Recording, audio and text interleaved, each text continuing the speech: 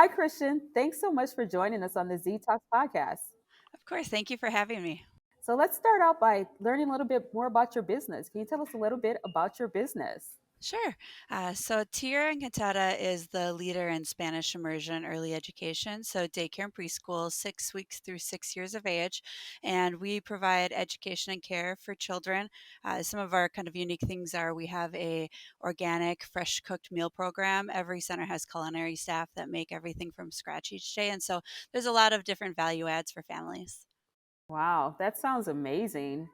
So, how did you get the idea to start this company? I actually owned several businesses before I started this one, and I already had that kind of entrepreneurial experience and had kids and had them get childcare because I needed childcare. I was a business owner. And during that process, touring centers, seeing what's out there, I realized that one, this was an area that there was a lot of room for growth in business wise, but also there was some gaps in the market in childcare in terms of the quality of the experience for families, but also for staff, and wanted to create something that I didn't see that existed in our area at the time. So, what makes Tierra Encantada different? So there are a lot of things that Tierra is different from childcare centers. So, childcare is not a pioneering industry in general. I mean, childcare as a whole has been around for a very long time. And there's many options for families today. We are certainly not the first language immersion or Spanish immersion center, but all of the elements that we've taken into our program to create what Tierra Encantada is, I think, is what really separates us and has separated us for a very long time. So it isn't just Spanish immersion. So our curriculum is set through the vehicle of Spanish language, but it is our curriculum itself, which is our own proprietary curriculum that we created because we saw a lot of gaps with early childhood education and, a real lack of diversity. I mean, so for example, you look at a lot of early childhood education curriculum that exists, you will not see, you know, coloring sheets that have two moms or two dads with the family. I mean, there's just it's very behind, very outdated, and we think it's very important for children to see themselves in their environment. And so that's something that is definitely really unique and separates us. Also, with our meal program, the organic, fresh cooked meals, I mean, we serve things like shrimp jollof rice or couscous with tofu, things you just do not see in childcare. And then I think one of the biggest differentiators, which was something that I did not see. I mean, where my kids were going at the time, they were paying their staff minimum wage. There's no benefits. I mean, childcare as a whole has been treated, in a sense, almost like fast food workers in terms of how the pay and compensation is looked at. But these are, the people that are taking care of your children. They're spending, as much time as you with them sometimes. And so it was really important to me when I started Tierra that took a I really prioritize. I mean, employee compensation, employee experience, and so you know medical insurance, dental insurance, 401k with match, paid parental leave, moms and dads. I mean, these are benefits that less than 10% of early childhood education programs in the country offer, and has been something that's been very important to us and that we offer our staff. Oh, so I'm sure your staff is super happy about that and you're able to retain your staff. Yes, it So, definitely. has that had an impact on the retention?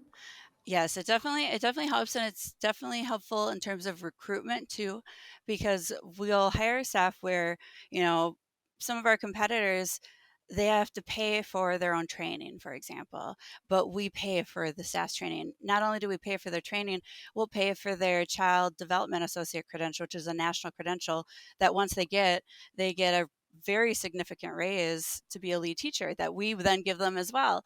And so there's just things that I think really help us with recruitment and retention because we do them and not many people do. Yeah, it also seems like it would be difficult for a startup to pay competitive wages. So, how were you able to do that right out the gate? Our what we offer family is maybe a bit more of like a premium experience. And so, but our rates, to be honest, if you look at our rates and compare it with market, they are right at market, in some cases lower than I think national competitors. So people are surprised about that. But I mean, I think the mindset I've always had is I don't need to squeeze every penny out of my business. Like I want to feel good about what I'm doing. I want to feel good about, how I'm treating my employees, and I'm okay making a little less so that other people that are working for me and helping me achieve this can make more. Yeah, that's smart because it's always difficult to train and then have to retrain. So you Yes. actually probably are saving more money in the end. Yeah. So let's talk about the language immersion part of the program. How have your customers responded to that? They love it. I mean, most of our parents do not speak a second language. Most commonly is like a mom or dad. Maybe they took Spanish in high school a few years, kind of forgot it. They might know a few words, and they really hate that. They really regret that. They wish they had learned another language. That's the vast majority of our families. They know how important it is to be bilingual, trilingual. They wish they could be, and they really want that for their kids. They want more for their kids. And so I mean, they love it. I mean, our Minneapolis centers, even during the pandemic, we had, hundreds of families on our wait list. I mean, we have a lot of families that wanting to enroll, and we keep our families from when they enroll as an infant all the way to when they go to kindergarten. And so I think it's something that is really needed, and the US is pretty behind in language learning, and so we're hoping to see more of that. I know here in Minnesota we've seen an increase in elementary, like public schools, adding Spanish immersion. We've had a couple schools open up for that are public, and so that's nice because then they have an option once they leave us to go on to kindergarten and continue that Spanish immersion. Wow, I definitely didn't have this language in my elementary school, so that's amazing. I guess it's what it's starting to be the norm in terms of we are just a really diverse environment and community, so we need to have those language skills. But why is it important for kids this age to learn language at this age? The younger you learn a language, the better your ability to not only learn it but have the natural pronunciation. There's a lot of research in linguistics, and specifically pertaining to the ability to vocalize some of the different requirements of languages, like for example Chinese. And what they've found is, that first year is really critical for those abilities. And then once you hit about 12 years old, your ability to learn and retain a language just goes down tremendously. And so when you're youngest, when you're, the age that we serve, that is really the best time to learn another language. And we see it because how kids are learning it is naturally, just like kids learn at home. I mean, when you think about when you have kids, you aren't sitting down with your 1 year old and teaching them English. You're just talking to them. You're just going through your day talking to them, and they learn. That's how the kids in our program learn. We have our curriculum and it's taught to them, but all of that teaching, all of the communications is in Spanish. And so they are learning just like they do at home. And so we see it when parents come into our program. They'll come in, when a tour, and they'll see, a 4 year old, turn to their mom, speak in Spanish or speak in English, turn to their teacher, speak in Spanish, and they can just switch naturally between the two languages because they're thinking in it, because they've grown through that from a young age, and so they're able to do that. Whereas us, because we learn later, we it's a lot harder for us to do that. We have to think, we have to process that translation in our head before we say it. What do I want to say? I want to say this. How do I say it in Spanish? All in your mind, and that adds time versus just thinking in that language, which is what happens when you learn very young. Yeah, yeah. I was trying to think back to when did I first start taking Spanish, and I feel like it was in high school. But to your point, to this day, I still have to think about what I want to say in English and then translate it in my head and then speak it out. So, unfortunately, I didn't get that learning where I was immersed into it from an early age. So that's so smart, and those kids are so fortunate to have that experience. Yes, yes. So where is Tierra Encantada? Where are they located? Where are your locations? So most of our centers right now are located in Minnesota. We have In Minnesota, in the Twin Cities, we have six, and then we have a franchise location as well, so seven. We have a location in Rochester, eight. We also have a location opening in Virginia and Illinois next month. And then we have franchisees in Alabama, several in Texas, North Carolina, just kind of spread throughout the country. And we're looking at opening nationally as well. Wow. So I was thinking about your business before the podcast, and I was like, it's such a scalable business. And did you start the franchise model right away? And when did you start that? No, so that I started, I had really good timing with this. I actually started that right before the right before the pandemic, but I never intended to franchise. When I started Tierra, I obviously had the thought in my mind I could grow it more. I don't think I really realized the extent I could and would grow it though. And I did not plan to do that. I wanted to grow through corporate growth, through our growth naturally because I was, concerned about brand dilution. I was concerned that somebody would choose not to have some of the books that we have that say show, two moms married, like I was concerned that there'd be some of those issues.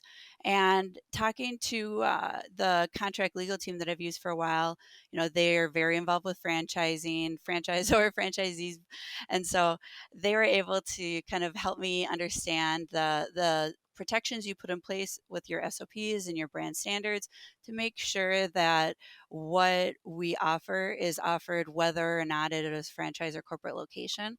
And so that really helped, reassure me and understand that, yes, this is because that was really my only hesitation. I love the idea of working with other entrepreneurial people to bring Tierra Encantada to their area. I like helping business owners in general. I'm on a board that does like micro lending to business owners, mainly women business owners. And so I love the franchise model where we're partnering with somebody that knows their area well and wants to bring Tierra to their area and just help them build their own wealth and success. And so I think it's great. I really enjoy it. So, what advice would you have for someone that is looking to franchise their business? Let's see. I would say so. What we really look for when we are considering granting somebody a franchise is a few things. First, looking at, is this individual somebody that is like a self-starter, resourceful? I mean, being entrepreneurial definitely helps. I mean, we do have investors as well, but when really like the most work happens while you're getting ready to open because you're looking for sites, you're getting financing, you're working with contractors, working with us on making sure the plans are, on point with licensing requirements in the states, ordering all the stuff, hiring. Once you're open, then it becomes a lot easier because our model is set up where it does not require the franchisee at all. I've never, it's never been set up where I personally have like had to work at a center. We have a director, we have an assistant director. Our staffing model is set up so we have like floats because we have all this, PTO and vacation. So we need to make sure we have good coverage all the time. And so having that entrepreneurial, resourceful kind of can do attitude is very helpful, especially in that initial days, because you need to be able to be flexible and kind of fig- figure things out, work through processes because we give people a lot. I mean, we give a lot, like everything. I mean, everything from everything you need to buy for your center. We do the test fit, so like how to lay out your rooms. We do the furniture layouts, like where to put furniture in your rooms. Your supply list, all of your SOPs, all of your training, all of your curriculum. We give you everything, and so once you have that, it's pretty easy. But where the franchisee needs to do work is they have to get their childcare license. And so we have all the policies, but they have to actually get the license because it's their license. And so having people that, kind of our can do go getters really helps because sometimes some jurisdictions, like for example Chicago, can have very long processes with multiple government entities. And if you don't kind of be very resourceful and patient and figure things out, then it can have some real obstacles or barriers to that. And so I think that having some of those attributes is very helpful. But and then also understanding that when you're franchising a concept, you're picking it because you're picking something that works. That's already proven that it works. And so, uh, understanding that and knowing that the expectations are that you're following the model. So you can't choose to, buy this playground. You have to buy what is our brand standard. We've tested many different things over the years, and what we have learned is what really works. And so you have to follow that. And so that sometimes too, is a good thing to understand, because sometimes people might be like, oh, I want to start a Tira and I want the walls to be green, but they can't. It has to follow the standard. And so, some of those things I think are helpful when looking at a franchise. So wait, how long from when you started the business to did you start franchising? So I started Tira in 2013, and I started franchising in mid to late 2019. Okay, so it was about 2 years, Uh, two and a half or so. so 13 to 19, so 6 years. Oh, okay. But I It have would be been helpful. franchising Yeah, for it about would that be long. helpful. Yes, yes. Yeah. Okay, so you started in, when did you start? 2013. 2013, and you started franchising in 2019. Okay, yeah, about 6 years. Okay. And you mentioned earlier that you never have worked in an actual, one of your actual centers. So did you start right away with hiring in your first center? You never worked in the business? Yeah. So I've never had a position for myself in the business. I think when you are just starting, it's important to be present. But I have always had, like from day one, had a director.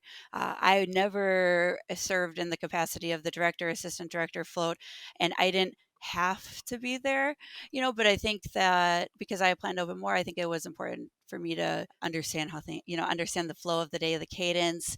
Even now, like when we're testing something, going and understanding, like, does this really work? Is this working like we think it does? Does this, all fit on the shelf that we want these toys on? All those little things I think are important to be present. But our model for our centers does not has never had me working in it. And for franchisees, I mean, we have a couple franchisees where their dream has always been to open a childcare center. So they want to be that director. And then they'll be more, they'll have more cash flow than I do at my centers, because they won't, their director pay would be just going to them. We have a lot, most of our franchisees do not plan that. We have some that are just investors. I mean, pure investors, they have many things they invest in. And so they're not ever intending to be there. They're hiring, directors, leaders in childcare to do that. And so that's what it's really set up for, is that. But we have a couple that want to do that. And so they are doing that because they want to. So talk to me about your journey. How did you get here? I grew up in a family that was very, like, maybe driven is a good word. My grandpa, he owned businesses. He was on the city council. He was mayor. I mean, and I remember as a kid, like 5, 6 years old, riding in the back of his pickup truck, putting out yard signs for his campaigns, sitting at his gas station, emptying the vending machines. And because both my parents were working and, involved in corporate life, when I was, say, sick, I'd be at my grandparents because they were entrepreneurs. When you're an entrepreneur, the schedule isn't the same as when you work a job. And so I spent a lot of time with my grandparents. And so I got to see that. And I think that was always something that was, kind of at the back of my mind of, okay, this is what this meant. Like when you are an entrepreneur like my grandfather, you can be around more, you can take care of your grandkids when they're sick. You can do some of these things that were really special to me and that I really liked. And then when I got my first job right out of college, I was working and in like fundraising and communications. And I had a couple things that were kind of not the best experience. When I interviewed, I had my nose piercing. I have a really tiny nose piercing. All I've worn is this little nose stud for forever. I've never had anything different. And I wore it when I got the interview. And when I started the job, my supervisor was kind of like, you should take that out. It's not very professional, like when you're meeting with donors and stuff. And I did for like a week. And then I was like, you know what? I like how I look with this. This is how I interviewed. This is who I am. Like, I want this. And so I put it back in. And then after that, I got a lot of experience working on writing for grants and things.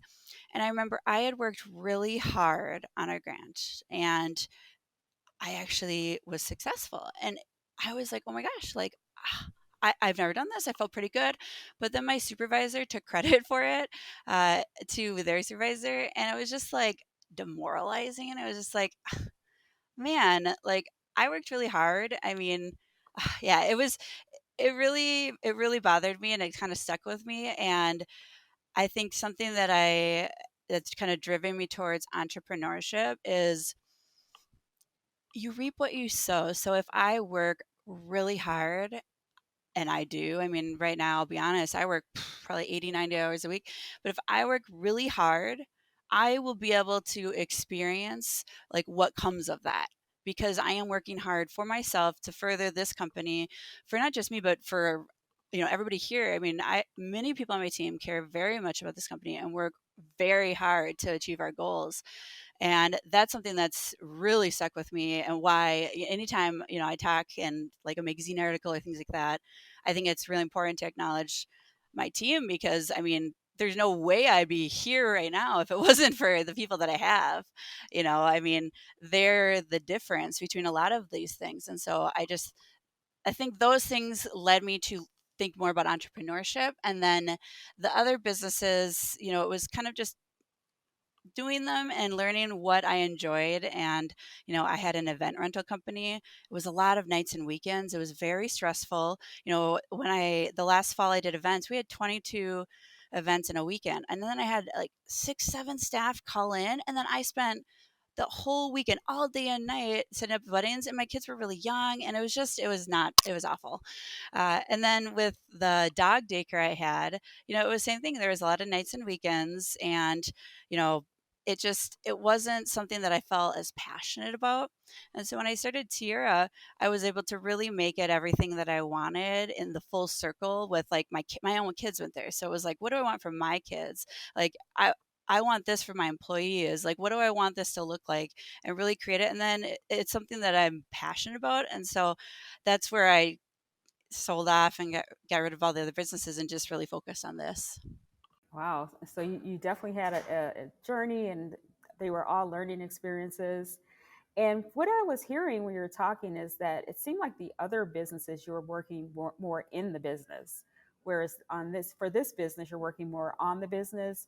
Is that a difference that you're seeing in the various businesses that you've had? Yeah, I would say for sure that is correct, because I mean, so the dog daycare, no, the dog daycare, I didn't work at the dog daycare. It was more similar to what I'm doing here with this, but the event business, absolutely. I mean, the event business was definitely like that. And I mean, yeah, it was definitely more like that. And so I think that is definitely a piece of it, but I think it's also the work that I'm doing. I mean, hearing people like we have a family we have a family that posted this Yelp review that I just love, and they talk about how their child translated for them when they went to Central America. And it's just like their child translated because they were at our program. And just hearing things like that and knowing like the difference you're making, it really is something else. Like it really feels special versus some of the other things I've done.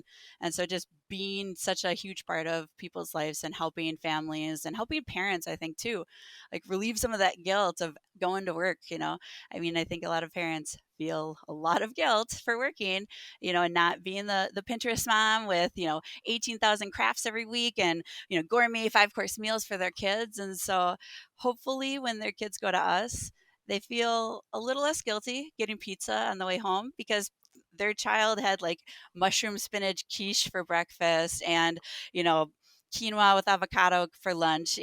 They feel a little less guilty. And so it's just, I think the whole part of the impact that we're having on people's lives is something that I feel good about what I'm doing, I guess is maybe the best way to put it. Man, I would feel good about it too if I had some of those meals for lunch. Definitely. And yeah, I think it's always a wonderful experience when you're working on something that you feel good about and that's giving back to the community. And you also mentioned that you're part of a board. that gives micro lending to women. That's so important and needed at this time. But I was wondering, how did you get your first investment to start your company?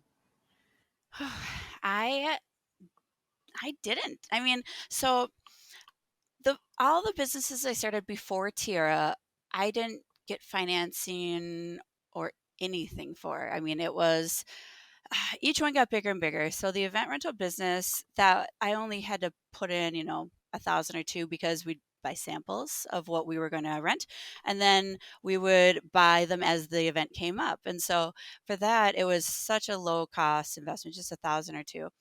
With the dog daycare, that was a lot more. That was. I want to say that was more like 30 or 40,000, and that was and I had a business partner, so that was both of us saving and credit cards. I mean, honestly, that and credit cards and a lot of sweat equity. I mean, we were doing so much of the work for that, so much the construction work, like as much as we could do, we were doing. And then for Tierra was the first time I got financing, and I got a loan. I got an SBA loan, and so I had to, though, because it was much higher investment when I did the very first one. And for that, I mean, I approached a few different banks, to try to get somebody to give me money to do this. And fortunately, somebody trusted me too, and so I was able to open it through that. But I mean, I learned a lot because I made a lot of mistakes. I mean, I only asked for $20,000 of working capital when I started, which was a mistake. I went through that in the first month. I mean, because I had full time staff with benefits. I mean, I went through that in the first month, and it was very stressful first year because when you don't do well right away, no bank's going to give you more money. Like, you can't go around and be like, oh, you know what, I was wrong on my projections, can I have another 100 grand for just to weather this year? Nope, nope. And so, I mean, honestly, if I didn't have my other companies, I don't know if I would have made it. I mean, I would have had to like declare bankruptcy because I poured every dollar, like every dollar. Every dollar I had into Tira that I was making from the other businesses just to make it and open up multiple credit cards. I mean, like it was a very stressful first year, but I had the mindset, which I think is important, that this is going to be successful because it has to be. Like failure is not an option. It sounds cliche, but that is really what I was feeling like. I am going to make sure this is a success, and I'm going to do whatever I need to. And so then finally, after a year, we got to the point where, okay, making money, we'll pay off the credit cards, and then it was okay. But I learned a lot that first year, that's for sure. And so my question for you though is that you can make that investment, you can take that risk, and it sounds like you're not too risk averse. But there are some entrepreneurs out there that don't want to get into debt and they don't want to take that risk. Like, how did you weigh the benefit and the risk? So, everybody has different mindsets on debt. I would say I tend to be more conservative in general. I mean, my projections are always conservative. I like to pay off loans. Like, I mean, my Egan Center, I paid off the loan. I don't have a loan on that at all, just because I don't like debt. But you really can't do a lot of big things without it. I mean, unless you're okay growing at a very, very slow rate. Because, if we look at the second location I opened, if I didn't take debt, I would have had to lease and I wouldn't have been able to have that spot. But I was okay with that. So I bought the building, and my rent. So I bought it with a real estate company that I created and rented it to my daycare. And the rent that I'm paying is less than if I would have leased it from anybody else. And so, and then I own the building. So I'm basically paying myself to pay off the mortgage. And then, in, 20 years, then I'll own it. And so I think that, debt isn't bad. I think debt allows you to achieve a lot more faster, but it's all about people's risk tolerance. I mean, for me personally, I am not a person that is like, I I have to have my oceanfront home. I don't live on, a lake or anything like that. Like I've had the same home for a very long time.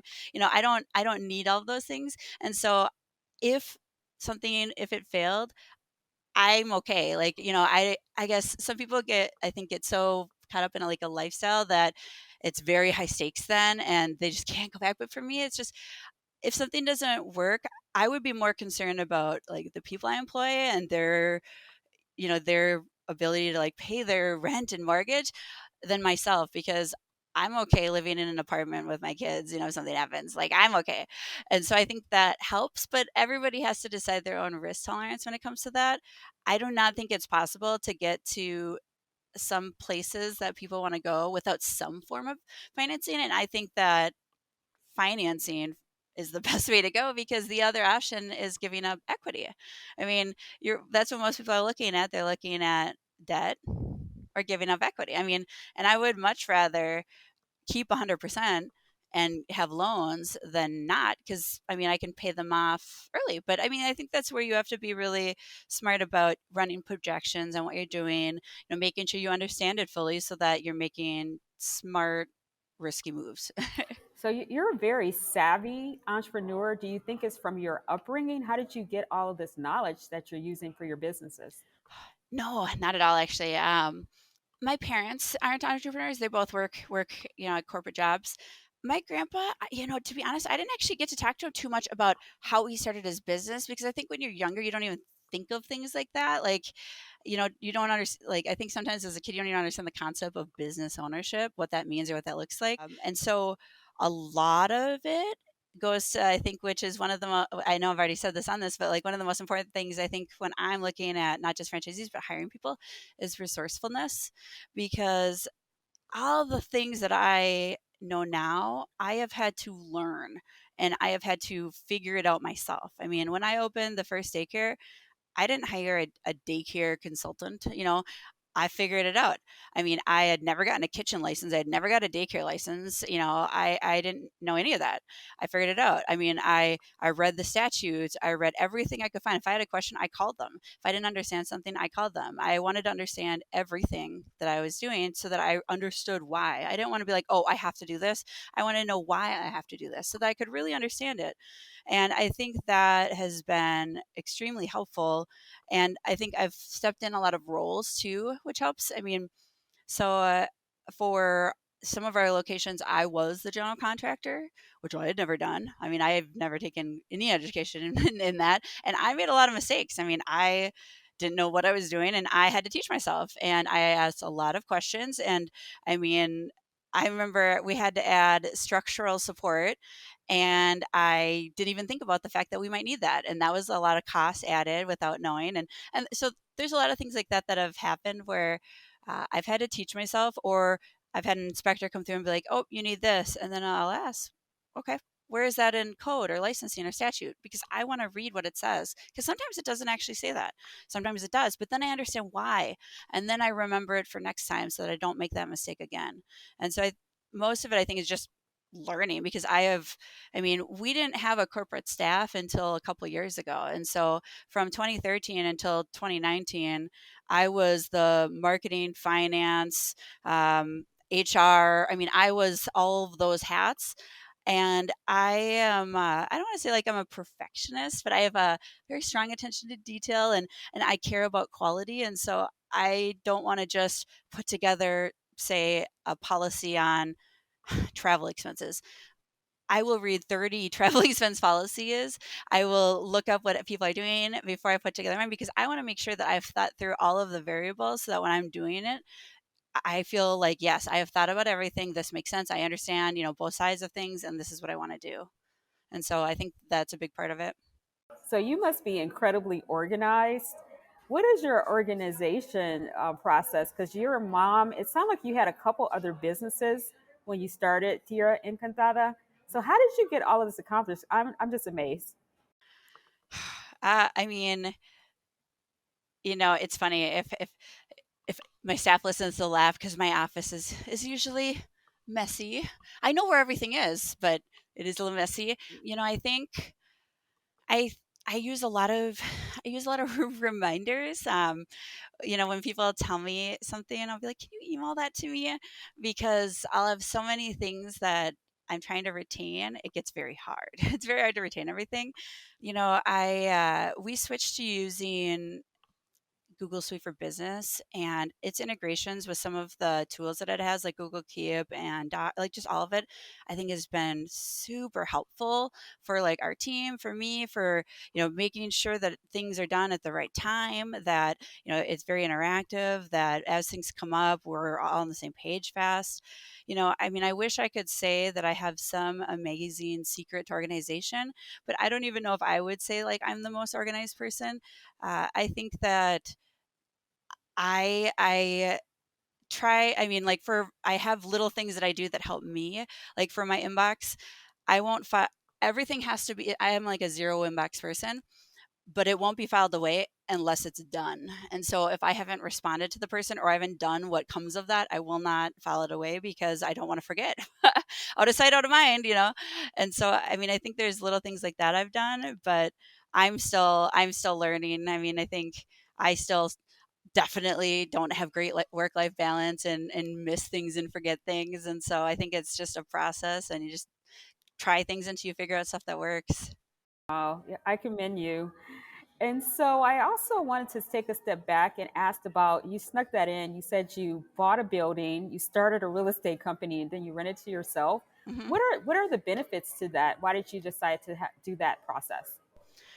Well, uh, real estate is in general a good investment, and I, yeah, I mean, if you if you take what the cost of a mortgage is on a building and compare it with what you'll pay for rent, you will almost always find that you'll save money. Now, there's a barrier though to doing that. You need to have the capital to buy a building. If you go with SBA, you and the 504 program specifically, the down payment is 10%, which is a lot more attainable. Now, buildings though can be expensive. And so I mean, I think when deciding to do it, for me, it was definitely looking at, okay, I could see that it was a good investment in general because I would pay less than I would for rent. And then I would own the building free and clear down the road at some point, and then that would just be money that I could use to buy more real estate. And so I think I just, that's been something that I've always been interested in. I've started doing a little less of it, just mainly because I'm focusing most of my investing on Tierra. Because when you're looking at investing in real estate, you have to, and you're doing other things, you have to really weigh the costs of that equity loss. So, if you have $100,000, say, and you're debating, should I buy this building or should I, say, open a Tierra Encantada center? Well, $100,000, you could buy, a $1 million building, say. Uh, you're probably not. I mean, unless you charge yourself a lot of rent, you might make some money, whatever the difference in what you would have paid in rent. So maybe 5,000, maybe 10,000 a month you're saving. So that'll be your profit. Whereas if you look at, okay, well, if I did this to open another Tierra, and you look at, for example, like our FTD, I mean, the average profits 400,000 a month or 400,000 a year. I mean, and so in 1 year, you'll make what I would in real estate over 10, much longer period. And so that capital is much better used opening centers versus real estate. And that's true if there's a choice. Like if I am choosing, which I am, it's not like I have unlimited resources. And so that's why I'm focusing more on Tierra. So when people, which most people have limited resources, that's what they need to consider. Like real estate is good, but at what cost? Like, are you going to be able to do less of something else? One less restaurant, one less this. And if the answer is yes, then you have to look at, okay, well, what would I make off a restaurant and what would I save on rent and real estate or make off real estate? And then that will tell you what the best approach is for you. But those are the things that you just have to kind of think about when you're looking at that. Wow, thanks for that. I'm sure a lot of people listening got some good intel and info, and it helps with their decision making process. But I also wanted to ask you, why did you rent to yourself? So it's always smart in real estate to have a separate LLC own like your real estate. Uh, and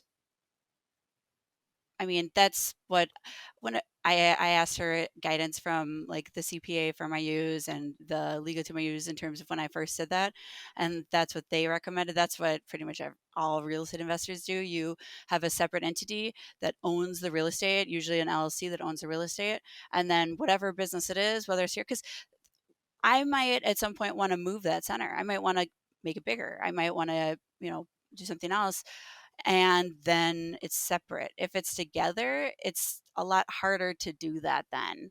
If it's separate with a market lease, then if I say want to buy the land across the street and build a little bit bigger center, I could then rent that building to somebody else. Separate entity. It's cleaner, and it is what has been recommended to me by experts. Well, I'm glad you listened to the experts.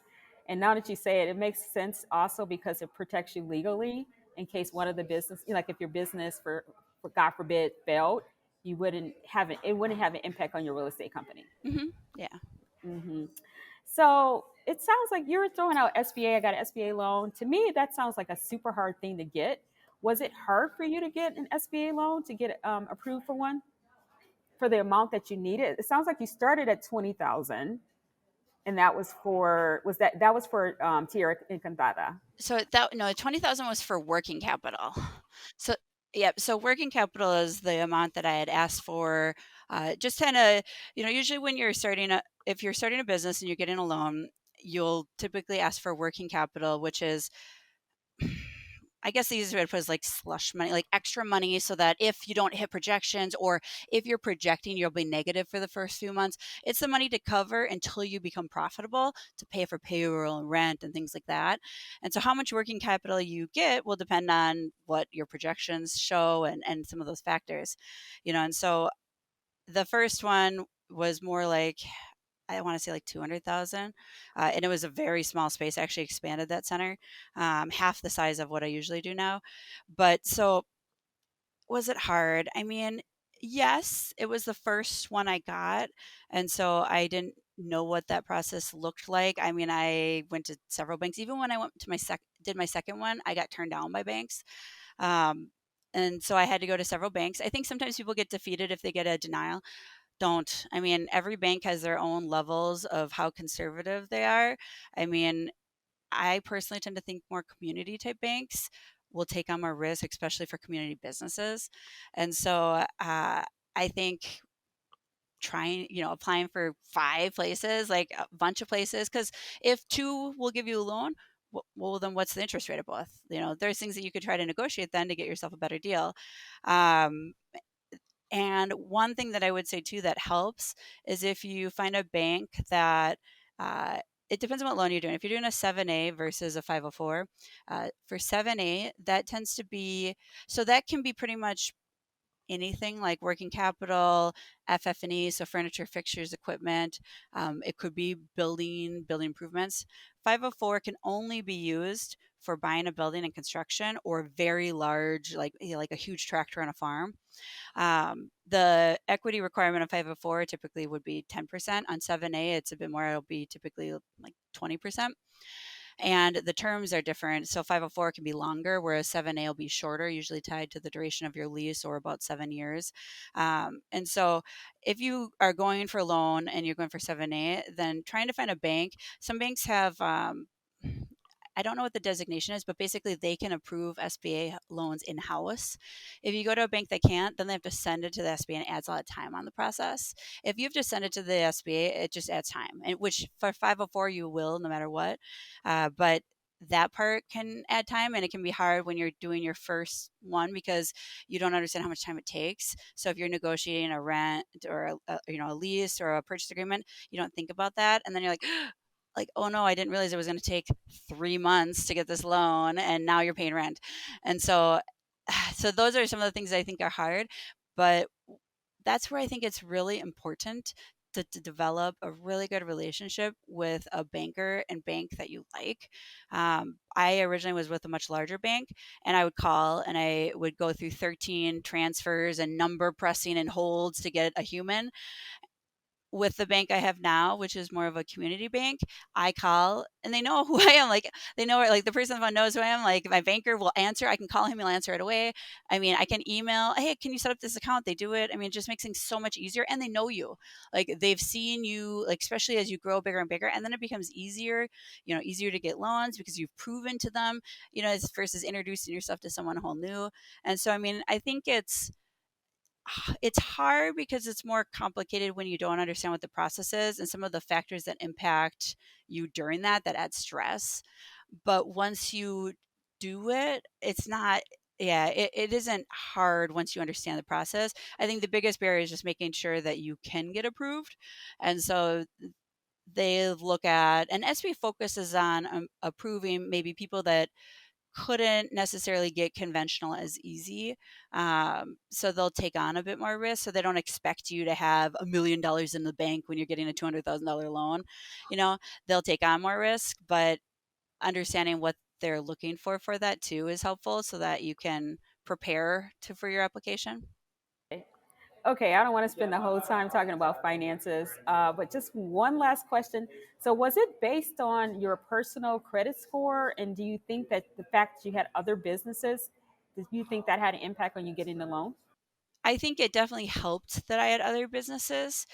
I think what they really look at, what they really looked at is if this business fails, would she be able to pay this cost back with what she has right now?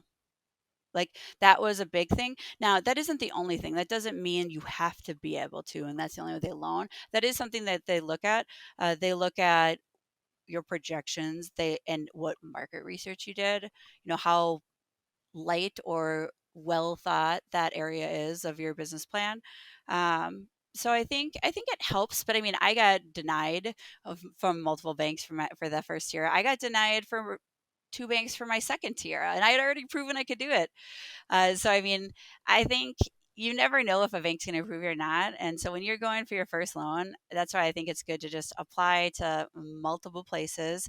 Even better if you know a business owner that's used a bank, because then they can introduce you to their banker, and then it can help a little bit, just a little bit at least. And so I think that it's good to just spread your eggs in lots of baskets until you get a yes. Wow, thanks for all that info.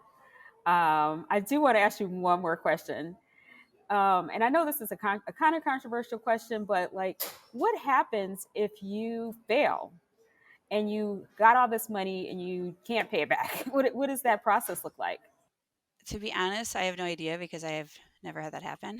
Okay, yeah. It certainly could happen with some of the things we're doing. I mean, we're opening lots of new markets and it could not do well. I mean, I think personally that's where it's really important for me and for people to not do something unless you know it is going to do well and you are willing to do whatever it takes to get there. I mean, for me personally, if it failed, then I would just set up a payment plan and pay it back.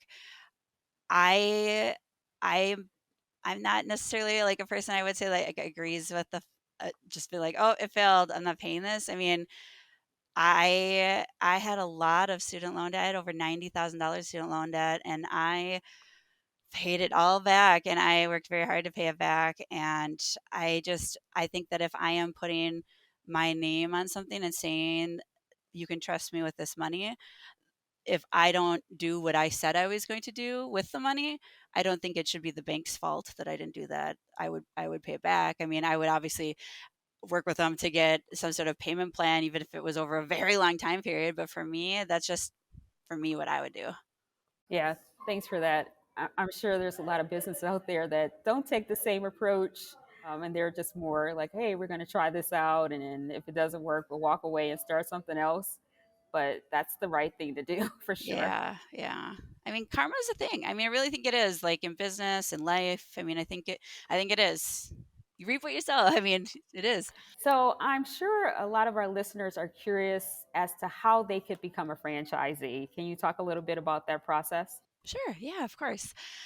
So we have we have a few different steps like through the process. So the inquire. So on our website, there's a form to inquire for more information.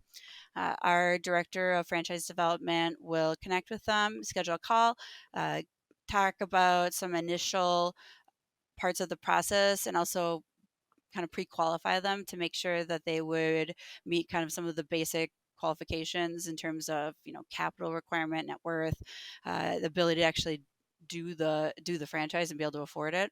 Then there's several other calls. One, they'll go over the FDD, the franchise disclosure document. Those are essentially what's filed with state regulators. So it is all of the rules and the contractual agreements that go into being a franchisee, but it also has all of the costs. So what somebody could expect based on like real numbers. You cannot, it has to be everything. It's very scrutinized. So uh, it has financials. So a lot of franchisors choose not to include financials. You don't have to. If you do, it has to be real financials. Like you can't be like, oh yeah, you're going to make this much a year. It has to be your real financials. And a lot don't include them. I don't agree with that. If you're asking somebody to invest their life savings in your brand, they should have as much information as they need to make the decision, and not showing them what your what your units are doing. I think, I don't know, I wouldn't want to invest in something that didn't do that. So they'll go over that. They'll look at like it because it shows, what the revenue was for every one of our centers year by year. It goes over, last year, what each one of our centers did, what they spent on, employees, what they spent on all the different areas, goes through all of that. So then once they go through a few calls, then they'll have a call with me, an executive call. And so I have different things that I like to ask. They'll usually have questions. And then if I think they're a good fit, we both think they're a good fit, then we'll invite them to a discovery day. A discovery day, they'll come here to our corporate office. They'll meet a bunch of our team that would be providing support for marketing, real estate, construction, all of the different team members that'll be part of their support team. And then they'll tour some of our centers, ask any other questions they have. And then after that, they would sign franchise agreement and pick a territory. So they'd pick where they'd like to open. With our, I guess, approval, because there's areas that we wouldn't want to open in as much because it's just not as dense population wise. And then once they're on board, then they go through the whole onboarding process and start looking for their site. Well, that's something to aspire to for sure. So, thank you so much for your time and being candid. And I want to wrap up by asking you what's next for your company? Sure. Next is a lot of growth, just a lot of growth. I mean, I think, we're really fortunate. We have an amazing team of staff, both at our centers, but here at our corporate office. We're all rowing in the same direction. You could say we're all, very excited about the plans that we've made, about our goals. We're planning to open or have in development at least 30 more centers by the end of next year. And so we'll be going to a lot of new markets and bringing on a lot more franchisees. And we're just really excited about the growth and all the things that we have planned to do for the next year or two. Well, I have to say, when I grow up, I want to be like you for sure. All So, thank you so much. And we look forward to seeing your growth. right. Well, thank you. Thank you so much for having me.